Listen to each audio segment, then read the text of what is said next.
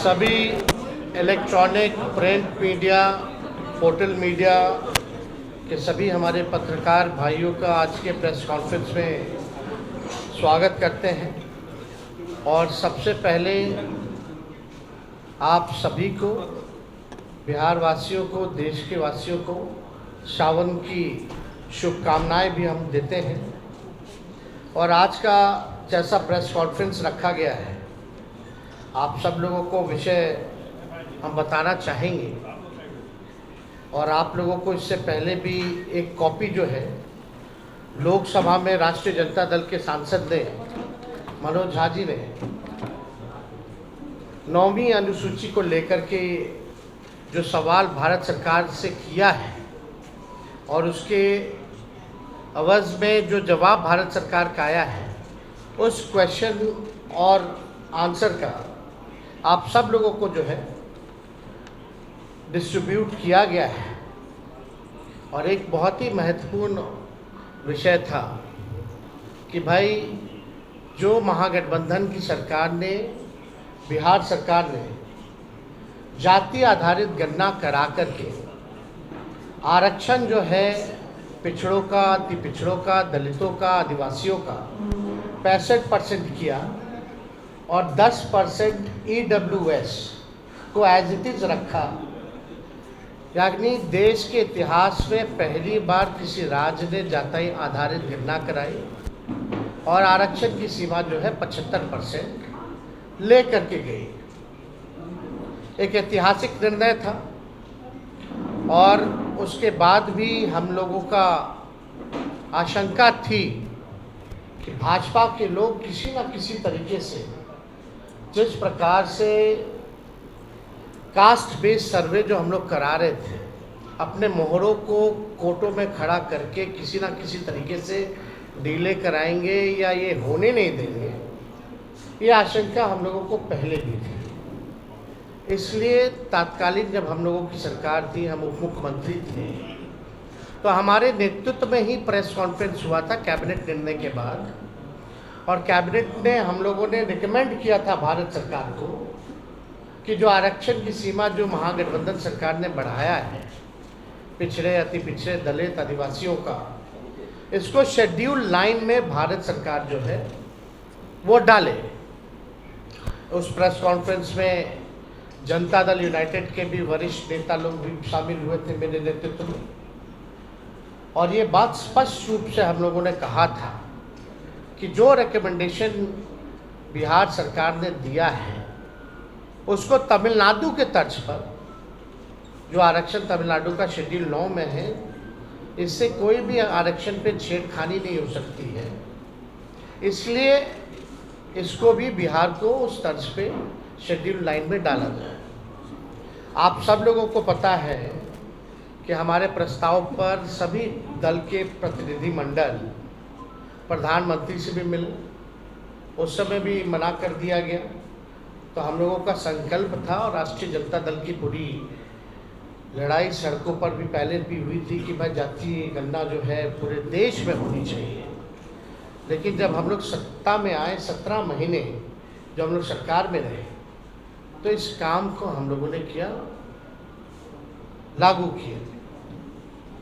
और हम लोग शुरू से कहते थे कि भाजपा जातीय गणना के खिलाफ है। भारतीय जनता पार्टी बिहार को विशेष राज्य का दर्जा नहीं देना चाहती है। और भारतीय जनता पार्टी जो है शेड्यूल 9 में जो महागठबंधन की सरकार ने आरक्षण पिछड़ों का, अति पिछड़ों का जो बढ़ाया है, उसको डालना नहीं चाहती है अनुसूची 9 में। यानी तीनों चीज़ हम लोग उस समय भी शंकित थे कि कोई ना कोई कोर्ट चला जाएगा और इस प्रकार की बातें आएंगी। कोर्ट में ये मैटर गया और कोर्ट द्वारा जो है ये रोका गया। फिर ये मामला जो है अभी सुप्रीम कोर्ट में है। और हमने पहले भी कहा था कि अगर अनुसूची 9 में इसको नहीं डाला जाएगा तो हम लोग सड़कों पर आंदोलन करेंगे। और बिहार सरकार किस प्रकार से पक्ष रख रही है, हमको क्योंकि भरोसा नहीं है मौजूदा एनडीए सरकार पर, बिहार की सरकार पर, क्योंकि भाजपा जो है उसमें बड़ी पार्टनर है, और चाहे केंद्र में हो या बिहार में एनडीए की सरकार है। और मुझे पूरा भरोसा है कि एनडीए की सरकार चाहे बिहार वाली हो या देश में हो, ये नहीं चाहते हैं कि जो आरक्षण की सीमा बढ़ाई गई है उसको अनुसूची 9 में डालें। तो हम लोगों का पहले भी कहते कि हम लोग इसमें सुप्रीम कोर्ट में हम लोग जाएंगे, और हम लोग केवल इंतज़ार कर रहे थे भारत सरकार के जवाब का, जो कि स्पष्ट रूप से ये जवाब आप लोगों के समक्ष मिला है। इसमें यही सवाल पूछा गया था कि भाई क्या आरक्षण आप बढ़ाइएगा अनुसूची में और 9 में, स्पेसिफिकली जो है बिहार के शेड्यूल 9 में आप डालिएगा कि नहीं डालिएगा। तो भारत सरकार ने जवाब दिया है, no sir, the matter falls under the preview of the state government as per provision of the constitution. अब आप बताओ, ये सरासर भारत सरकार झूठ बोल रही है। अनुसूची 9 में यानी शेड्यूल 9 में डालने का अधिकार केवल भारत सरकार को ही है, राज्य सरकार को नहीं है। ये पूरी तरीके से झूठ बोला जा रहा है, संसद में झूठ बोला जा रहा है।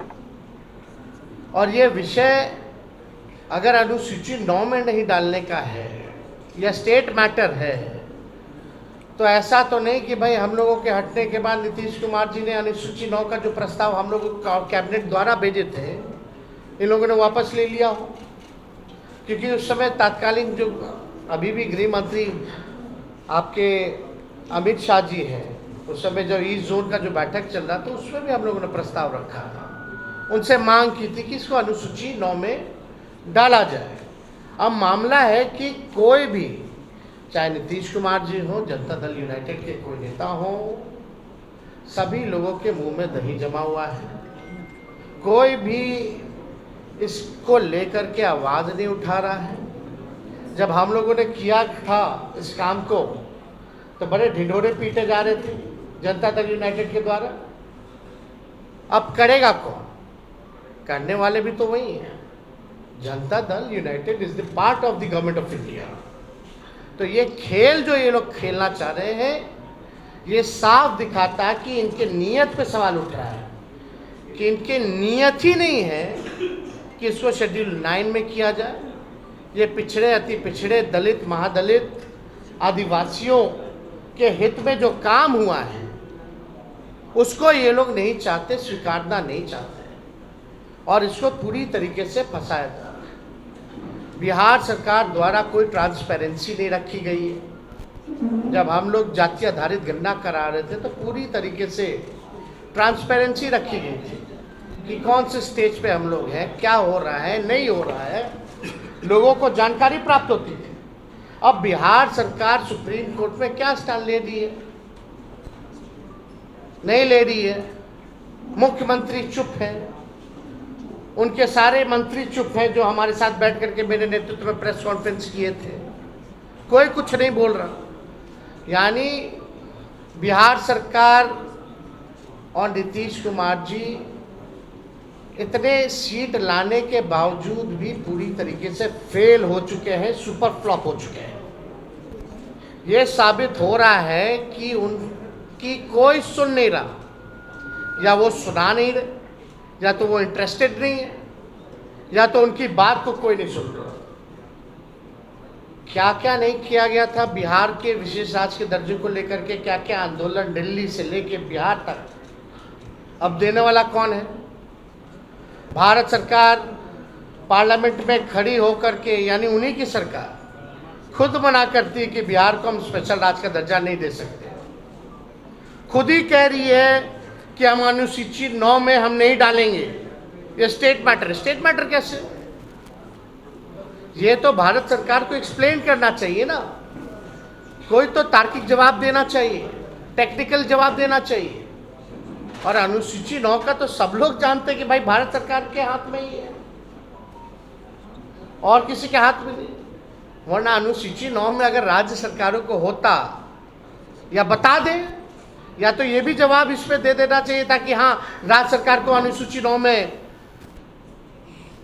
देने का, रखने का दर्जा दिया गया है या है, ये भी बात बता देनी चाहिए थी।